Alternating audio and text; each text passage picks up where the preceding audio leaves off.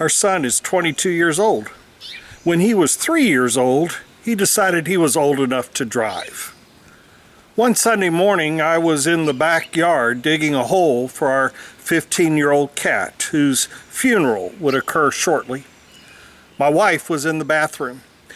Our 3-year-old chose to use those few moments and his intense powers of observation and mimicking to climb a chair to our dresser, get the key to the van, open the garage door, open the van door, sit in the driver's seat, put the key in the ignition, start the van, and take the transmission past reverse, neutral, and into drive.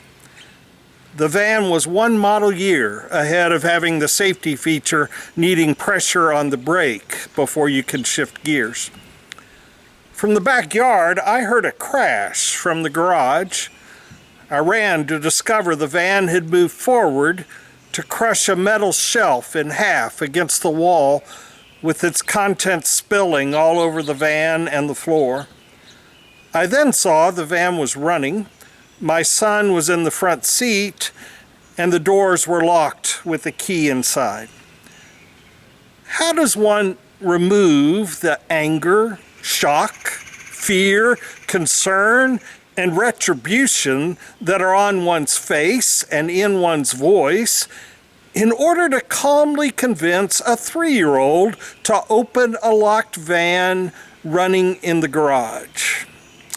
I quickly prayed for peace and calmly coaxed the door to be unlocked before hugging my son, showing the consequences of his action that he cleaned up, telling a story to my wife, and putting the key further out of reach.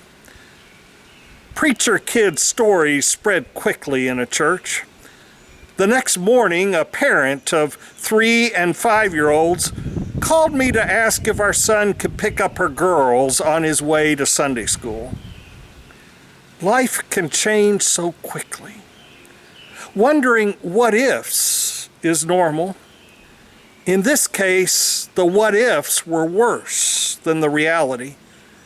What if he had stopped on reverse, rolling down our hill, down the street, down the hill to our neighbor's home?